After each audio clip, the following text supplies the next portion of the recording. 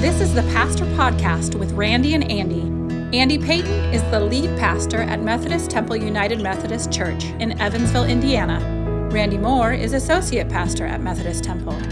Their goal is to see Christ in everything and everyone. Welcome into the podcast, listeners. It's great to have you with us. We really do appreciate the fact that you listen to our podcast, and we hope you look forward to it. We sure look forward to being together and then being with you in this way.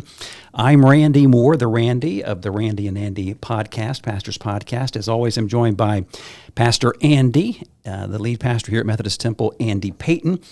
And you've run in from an appointment. I'm running out to an appointment. So, you know, this is a time when we can sit down in a chair and talk a little bit. Yeah. I do. I always say this. I always look forward to it. Yeah. And this is going to be a particularly fun conversation, I think, about the Miraculous. Yeah. Yeah. So we're in the midst of a 4-part sermon series on worship. Before we do that, we always like to do a soul check-in, and I'll start. And we do this because it's a John Wesley thing. How is it with your soul? How doth your soul prosper? And the way that you've translated that, Andy, is how is it that you see God working in your life on a day-to-day basis, or maybe even a minute-by-minute basis? And I'm still in shock from the sudden and tragic death of Clint Keon, who was a well-known athlete in town and died in a car accident on Sunday. And I've known the family for a long time. His father, Rick Keon, was a classmate of mine, not only at Harper Grade School, but at Harrison High School.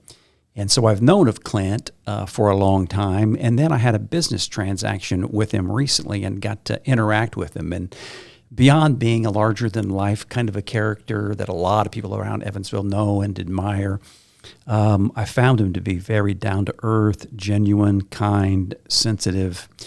And it just came as a shock when I got that text from a friend on Sunday as I was driving back home from a Sunday school celebration of a couple in our Sunday school class that's moving, when that text came in as I was driving home.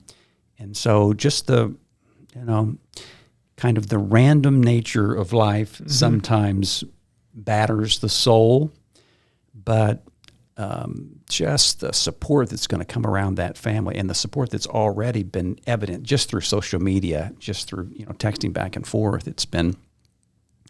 That's one of the things that will keep the soul from taking too big of a permanent hit, right? Yes. Yeah. But It's tragic what happened there. Yeah. Sad. It's just 1 minute you're on the golf course doing what you love to do, and the next minute you're gone. And of course, Matt Red, which is one of his very best friends, was in the car with him, and he was very seriously hurt. So that's something that, it doesn't, it stays with you for a while. Sure. Yeah. So I know that's heavy, but how about you? Well, how is it with my soul? Tonight is our final open community session, and the thing I have gotten to do for our open community this year has been, I've been teaching spiritual labs, and what they are like one and done type of classes, and I share spiritual practice. And so I frame the practice, teach the practice, and then we try it together. And tonight we're going to do Lectio, and I'm excited. Yeah. Kind of like if you don't know what Lectio is, it's basically a form of biblical meditation, and very, very ancient practice that goes back to, you could argue goes back even to the Old Testament times. Some people would say take it that far back. In terms of Christianity, though, clearly it starts in about the 300s with the Desert Fathers and Mothers. And anyway, I'm going to get to teach all of that. So you could just imagine that my heart's just singing hallelujahs, because I don't know. Anyway, anytime that I get to help folks find some way to connect to God, that's what I really love to do. And so I'm excited. Good. Okay, let's jump in. As I said, it's a 4-part sermon series on worship. And the first sermon, you talked about corporate worship and what is the shape of God, because that's going to determine your relationship to God, and this is going to really have a big effect on your own character. And in the second week, you talked about some of those spiritual practices that we employ outside of worship, and those are important. And then this week, the theme was the miraculous. And your text for that came from the second chapter of John in a very familiar story, the wedding at Cana, where Jesus turns water into wine. I don't think you have to be a Christian or a churchgoer necessarily to be familiar with this story. I'll go ahead and read it, and we'll get started. Again, this is John 2, 1 to 11. On the third day, there was a wedding in Cana of Galilee, and the mother of Jesus was there. Jesus and his disciples had also been invited to the wedding. When the wine gave out, the mother of Jesus said to him, "They have no wine." And Jesus said to her, "Woman, what concern is that to you and me? My hour has not yet come." His mother said to the servants, "Do whatever he tells you." Now standing there were 6 stone water jars for the Jewish rites of purification, each holding 20 to 30 gallons. Jesus said to them, "Fill the jars with water," and they filled them up to the brim.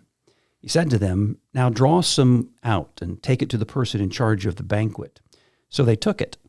When the person in charge tasted the water that had become wine and did not know where it came from, though the servants who had drawn the water knew, that person called the bridegroom and said to him, "Everyone serves the good wine first, and then the inferior wine after the guests have become drunk. But you have kept the good wine until now."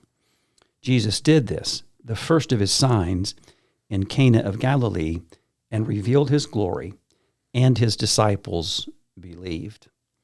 I love this story, and for lots of reasons, and maybe the main reason is the interaction between Jesus and his mother. Right? Yeah. So, I like, what do you do with that one? Yeah. Because this is very un-Jesus-like, maybe.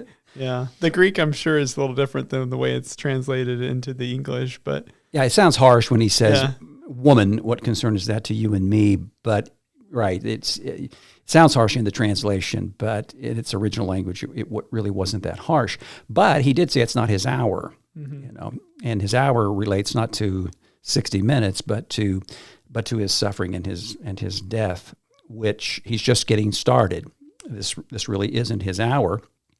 Well, this is an overture of the entire. Yes. What this is an overture of the entire gospel. Yeah, and the whole line where the guests are like, "Well, most of the people do the good stuff at the beginning, but you're saving the good stuff till the end." And essentially, as the hearers of this gospel, what we should understand is the good stuff at the end is Jesus' resurrection. It's Easter, and so that's the direction we're pointing toward. Right off the bat in the first verse on the third day. Yeah. Mm-hmm. And that's how I've often preached this whole this whole lesson. It's like it's an overture of the whole gospel. There's always more than enough when it comes to God's grace and love. About the time your well runs dry, there's still more wine left, and that kind of thing. So. Yeah. A perceptive reader would have picked up on the fact that the third and fourth words in the story are third day. So that means everything, to a Christian.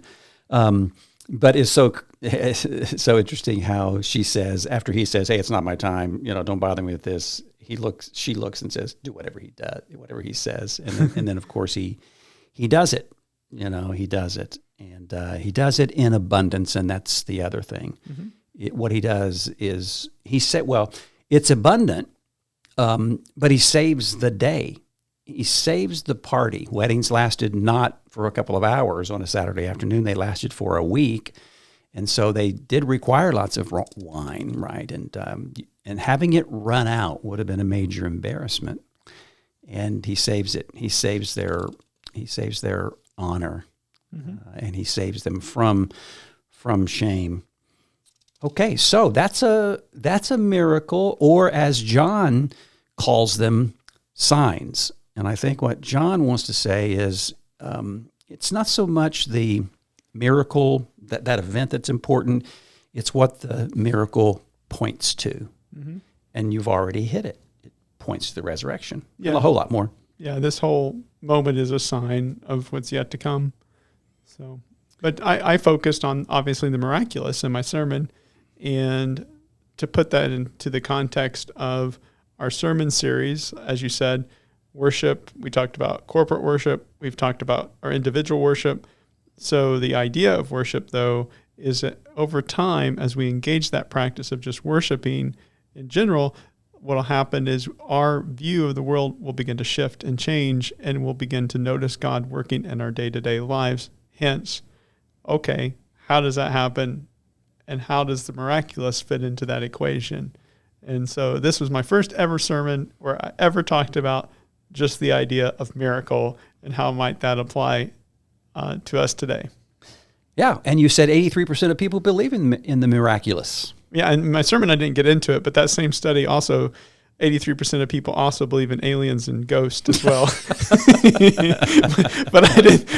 I took some pastoral discretion there, and said, "Well, let's just go focus on the miracle." But so the word miracle, though, in my sermon I talked about actually means wonder, and there's different levels of wonder, and so I laid that out as the kind of the intro of my sermon, and then shared with folks a Google search where, well, you can see the different ways that we wonder just in the way that miracle is defined in the dictionary. And the three definitions I found were, the first one is a miracle can be defined as a surprising event that's not explicable by science. That's the way we typically think of miracles, right? Like God raises Lazarus from the dead.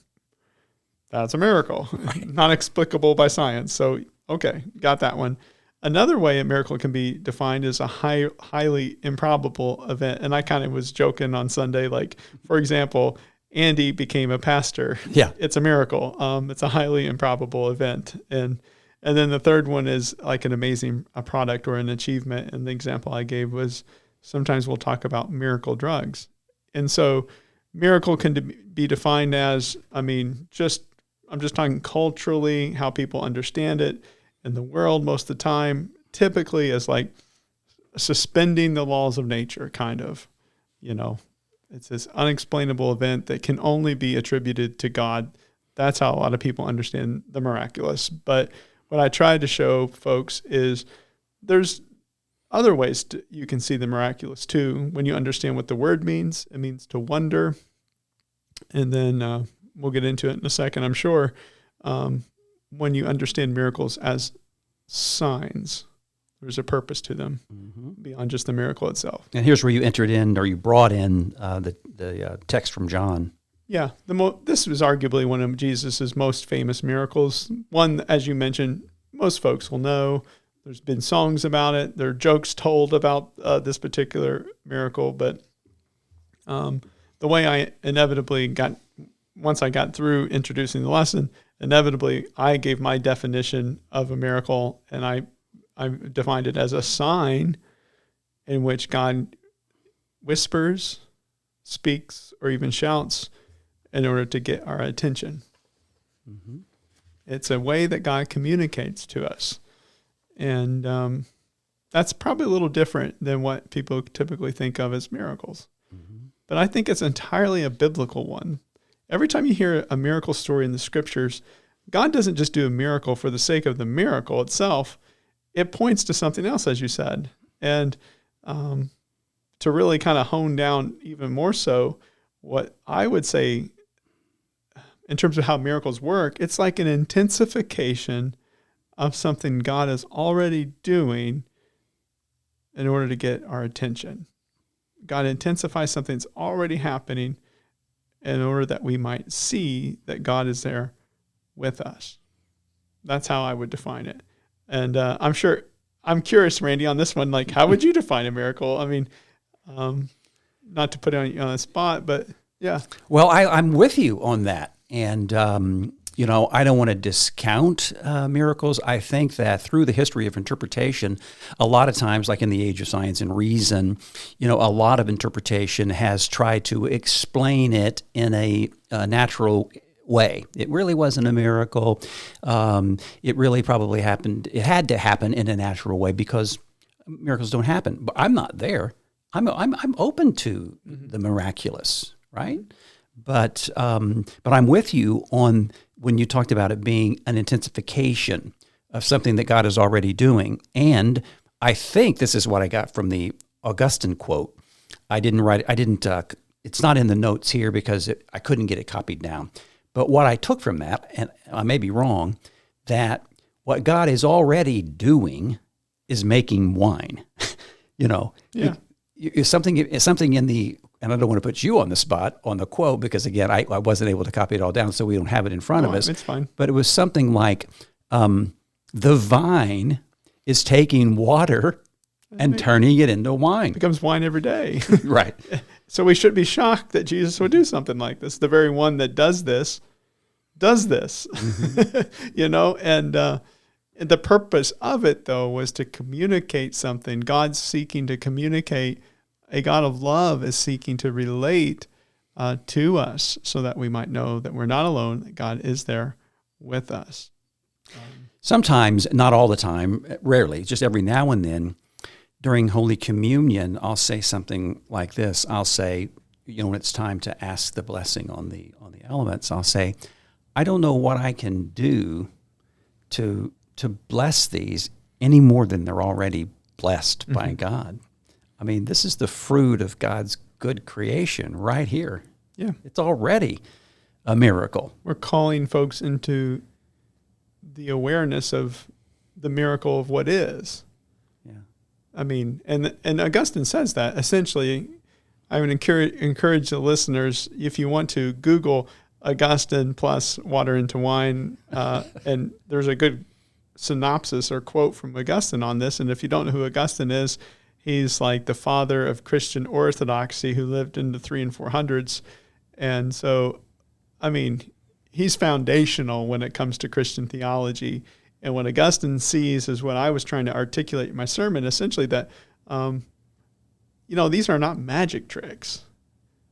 Miracles are not like God doing something just to show off. That's not what it is at all. No.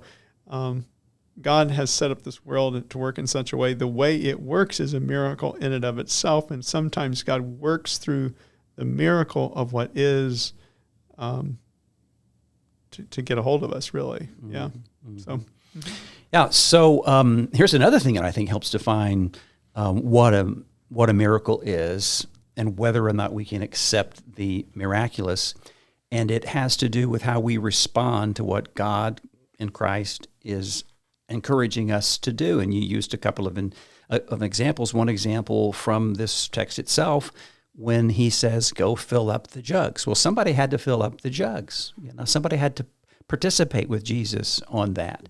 When he multiplied the loaves and fishes, they could have been selfish with that and said, no, there's a lot of people. We only have a little bit of bread and a little bit of fish, and we're going to keep that to ourselves. You got to participate. And then the miraculous happens. Go to the pool and wash. And you get that. You don't have to do that. You can reject that or you can participate. Yeah, that you're getting into my second point with the miraculous. Like the first one, just to kind of echo it again, is a miracle. I defined it as a sign in which God whispers, speaks, or shouts to us, but it's not a magic trick. It's an intensification of what already is. Mm-hmm. The second point, though, was in order for these things to happen, we have to cooperate. Yeah. And if you look at the stories in the Gospels particularly, I'm not saying there's not other miracle stories. Another big miracle story I could probably cite here would be the splitting of the Red Sea. So God splits the Red Sea, but what if Israel doesn't show up? Would that be a miracle? Right. You missed the point, man. Like you didn't go. So there's a point where God does something, but we have to cooperate for it to happen as well. And the water into wine, they have to fill up the jugs. There's other points where Jesus says, go down to the pool and bathe and then you'll be made well. You could go on and on. The loaves and the fishes, hey, share your loaf with me. If they don't share it, no miracle. And so, there's this, a cooperation that has to take place for it to happen. And if you put that in the larger context of our theology as Christians, God's purpose for creating the world is because God is a loving God and God wants to have a loving relationship with us. It makes sense then that God would just give us just enough miracle so that we could relate to God and keep cooperating with God. My sermon really, this whole sermon came out of a quote I read where the author said, God gives us just enough miracle, not too much miracle to make us completely and utterly dependent upon God, but just enough miracle so that we can continue to cooperate with God, because that's really God's intent for us in the first place. God wants us to be children, and as a good parent, God's not going to do so much for us that we don't get to do for ourselves as well. I feel like it's a brilliant way to think about it. That's good. Yeah. And so now the thing I did not dive into in my sermon, which I think we should probably address a little bit in the podcast, and this is a tough one, because I'm just going to tell you on the front end, Randy, listeners, I don't have a great answer for this one, but it's the one thing that's looming in the background when we talk about the miraculous, and that is this. If God has the capacity to make people well, then why doesn't God make people well? Mm-hmm. Some people get better, other people don't. Mm-hmm. Why? And as I said, there's no great answer for that question. And there's different approaches and ways that it's been addressed. I'm just going to say I don't necessarily know why, but I do believe sometimes it happens. Mm-hmm. I think sometimes God intensifies the healing process in people's lives in such a way that they get better in what could be called miraculous ways. Mm-hmm. And personally, now this is me talking, personally, I think God is always doing all that God can do to make a person well, but sometimes the situation is not right for that miracle to happen, and sometimes they don't happen. I don't think God's holding back on us when it comes to the miraculous. Mm-hmm. I just have a hard time worshiping a God that has the capacity to make a child well who has cancer, but doesn't. That strikes at the character of God, quite frankly. And so now there are going to be some theologians and other Christians that push back on that and say, well, Pastor Andy, you don't believe that God is omnipotent. And that word means all-powerful. And I would come back and say, I kind of do believe God is all-powerful in that God can do everything that can be done in this circumstance based upon the criteria of the laws of creation and the way the world has been set up through God's activity up to this point. Sometimes extraordinary things happen when the situation is right for them to happen, if that makes any sense. It's a tough one. It's a very, very difficult one. And I'm getting a little more theological, and I'm sure I'm swimming into waters where I'm going to get myself in trouble.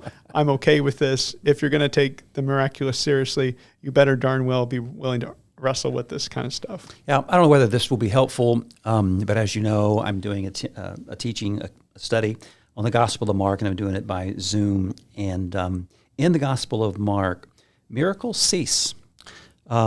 Jesus, when he comes on the scene, he is an exorcist. He is a healer. He calms the storm. He walks on water. But when he gets to Jerusalem, the miracles cease, and he becomes very, very human, to the point where he's going to die a very human death. And some of the ways, one of the ways that that's been interpreted is to say, yes, Jesus was a healer, but that's not the most important thing. Yes. The most important thing is that he suffered and died and rose again. Right. That's a miracle, but that was a miracle that was done by God to raise Jesus. Well, so, I mean, yeah, and I think I can also say about this is like every single person that Jesus healed ultimately they all died too. Mm-hmm. He didn't heal them of their mortality. Right. They got better for a season, and then, inevitably death catches us all, which is why the death and resurrection of Jesus becomes the biggest point. This is the thing we really need to hear at this point. Yeah.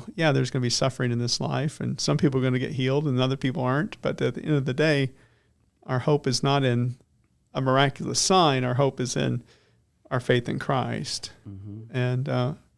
And that's kind of where I led my sermon toward anyway. Like, a miracle is an intensification of something that God is already doing. God does something to get our attention.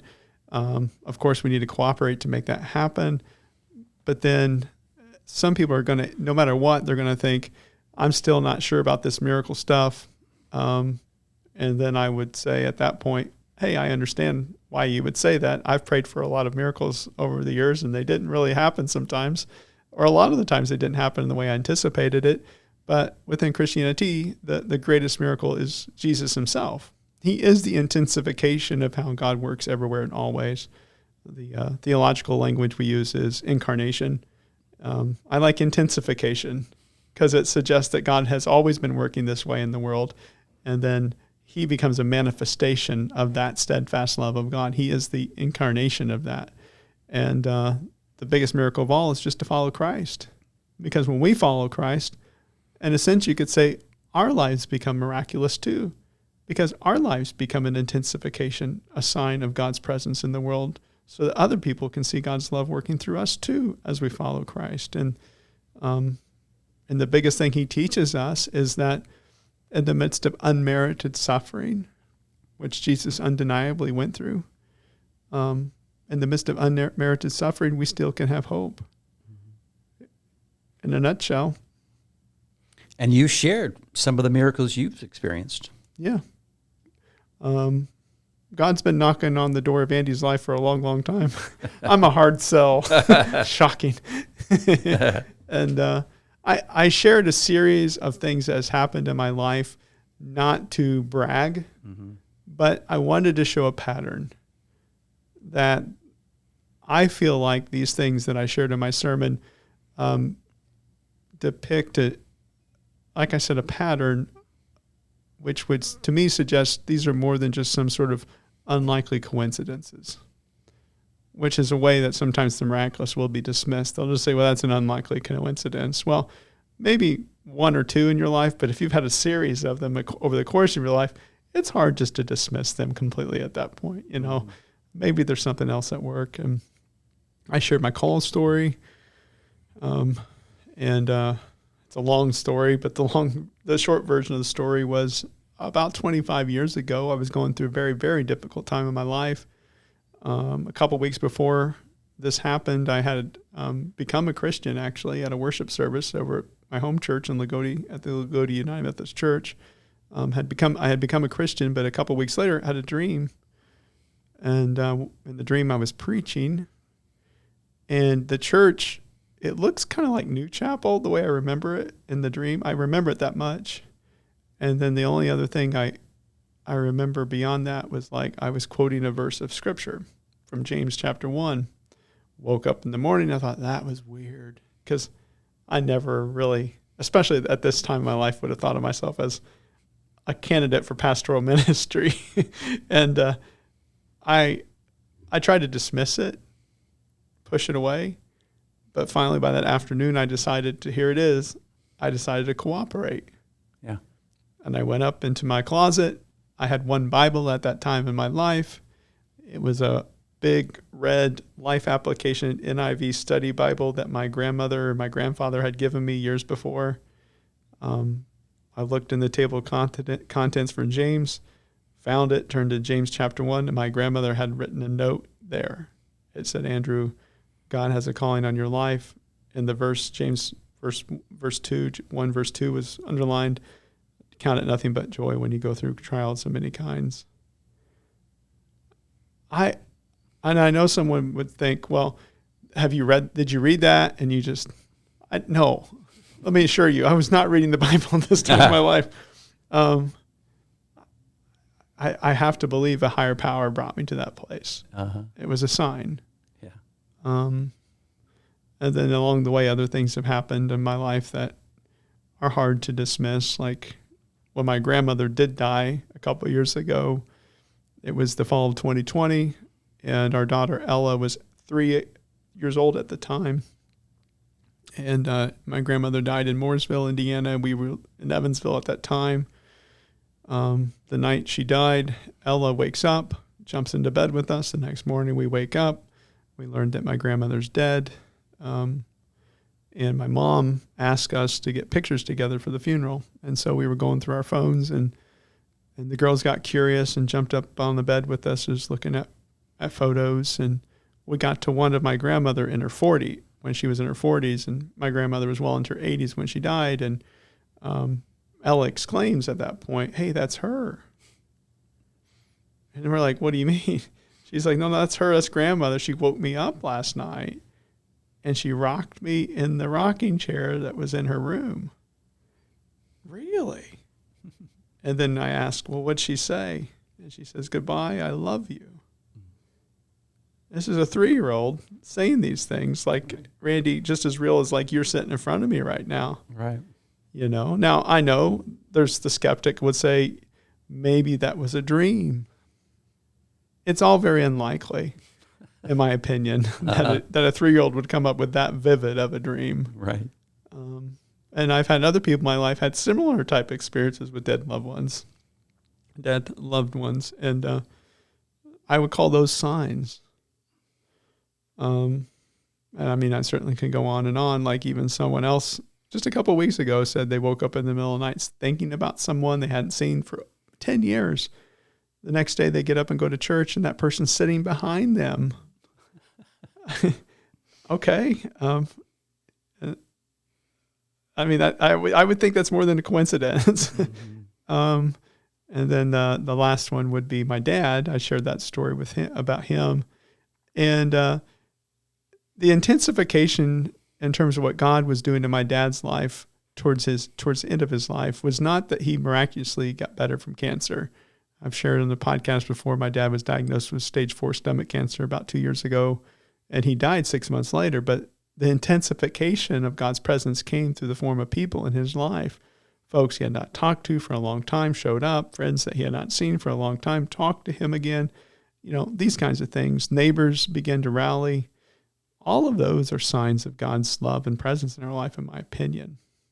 So what I'm inviting people to understand is that really we live in a miraculous world, and God speaks back to us if we're listening and willing to see it. And having that sort of a relational worldview where I'm never alone and things are happening all around me, and a power that's greater than me is speaking back. That power, of course, we call it God. That dramatically changes a person's life.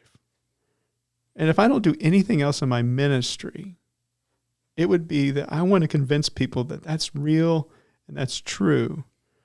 That this thing we call church, religion, it's much more than a sophisticated club that's evolved over the course of a couple thousand years to bring people together, but it's pointing to something bigger. And that bigger reality that we, again, call God is very much real and very much with us. And if we wake up to that possibility, there's signs all around. I mean, people get excited about things of a spiritual nature when we even talk about stories like this. Mm-hmm. What's kind of interesting to me is like how little I have talked about these kinds of things in my own ministry, and how little the mainline church in particular has been willing to emphasize these types of things. Mm-hmm. We want to reduce religion down to just an ethic. And once that happens, something massively important has gone missing. You know, it's important to live a moral life, don't get me wrong, but we're talking about something more than that.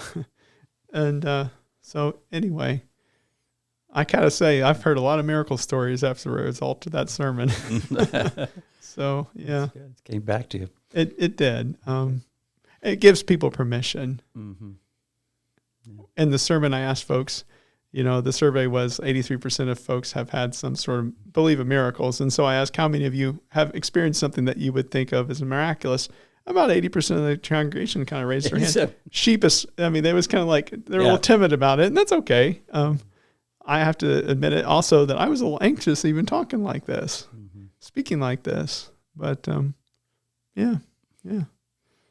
Anyway, I don't have it all figured out, though. Yeah. I don't. I think there's more to the world than just a series of molecules that happen to be colliding together, creating life, though. So anyway. Okay. We will let that be the last word, and we'll just say that we've got a guest preacher, Jerry Raridan, the Reverend Jerry Raridan, who is a retired United Methodist pastor, will be preaching here at Methodist Temple this Sunday. And that's a rare treat because he's retired, and he's one retired pastor who's been able to not be recruited to preach every week. So this is rare, and it will be a treat. And I hope that you take that in one way or the other. We sure appreciate you being with us today. Hope you have a great day and a great week, and we will talk to you again soon.